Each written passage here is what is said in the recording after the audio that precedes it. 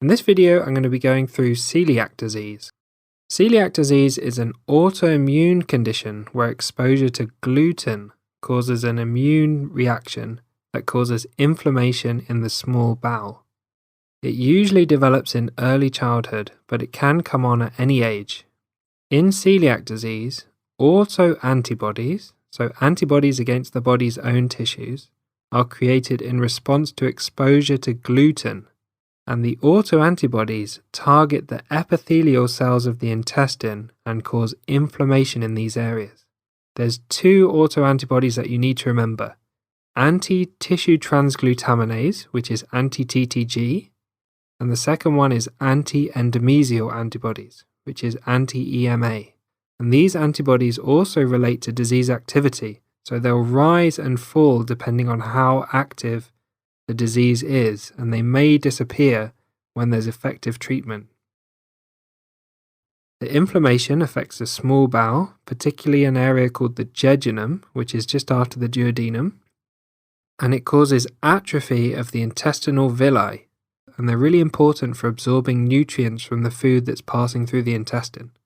So inflammation of these areas causes malabsorption of nutrients and the symptoms of the disease. But how do patients with celiac disease present? Well, they often are asymptomatic, so you need to have a low threshold for testing for celiac disease in patients where it may be suspected. Some common presenting features are failure to thrive in young children, so they're not developing weight and doing well, diarrhoea, tiredness or fatigue, weight loss, mouth ulcers are quite common in celiac disease, and then anaemia secondary to deficiency of iron, B12 and folate because they're not absorbing those nutrients. There's also a typical rash called dermatitis herpetiformis, which is an itchy, blistering rash that typically occurs on the abdomen, and this is quite a common exam question. So think about celiac disease with a rash like this. Rarely, celiac disease can present with neurological symptoms like peripheral neuropathy, cerebellar ataxia and epilepsy. And just a quick Tom tip, remember that we test all new cases of type 1 diabetes, even if they don't have symptoms. We test them for celiac disease because the conditions are often linked.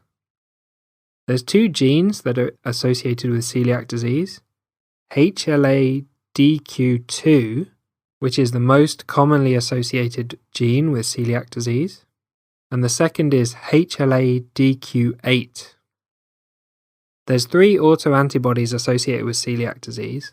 The first two you really need to remember, and these are anti-tissue transglutaminase or anti-TTG and anti-endomysial antibodies or anti-EMA. And the third one is deanimated gliadin peptides antibodies, but these are less commonly found in your exams and in real life.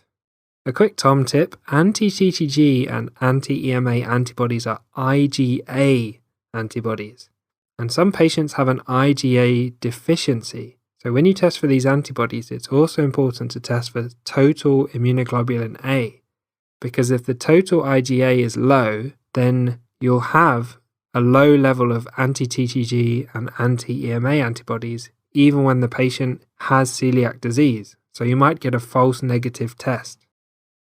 So if you test the IgA levels and they're low, and you suspect that you might get a false negative result, then you can test the IgG version of anti-TTG and anti-EMA, or you can simply do an endoscopy with biopsies and confirm the result. Which leads us on to how to establish a diagnosis. One thing that you need to remember is that investigations must be carried out while the patient's still having a diet containing gluten. Otherwise, it might not be possible to detect the antibodies or the inflammation in the bowel. So to start with, check the total IgA levels to exclude IgA deficiency, and then check for anti-TTG antibodies, which is typically the first choice, or check for anti-EMA antibodies. One way to definitively establish a diagnosis is to do an endoscopy and do intestinal biopsies, which will show classic signs that you should remember for your exams, and these are crypt hypertrophy and villus atrophy, on the biopsy results. There's a few associations with celiac disease, and these are all autoimmune conditions, so things like type 1 diabetes, thyroid disease, autoimmune hepatitis, primary biliary cirrhosis, and primary sclerosing cholangitis. And there's a few complications of untreated celiac disease. So if you don't treat the celiac disease, it'll lead on to what can be quite severe complications. So vitamin deficiency and anaemia will occur quite quickly. Osteoporosis can occur. The jejunum can become ulcerated and you get ulcerative jejunitis. It's also associated with something called enteropathy-associated T-cell lymphoma, or EATL, which is a type of lymphoma of the intestine that can occur in celiac disease.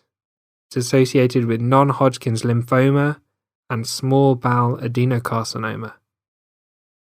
So finally, we need to talk about treatment, which is quite simple.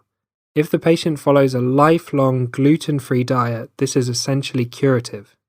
And if they start consuming gluten again, their symptoms will come back and they'll have a relapse of the condition.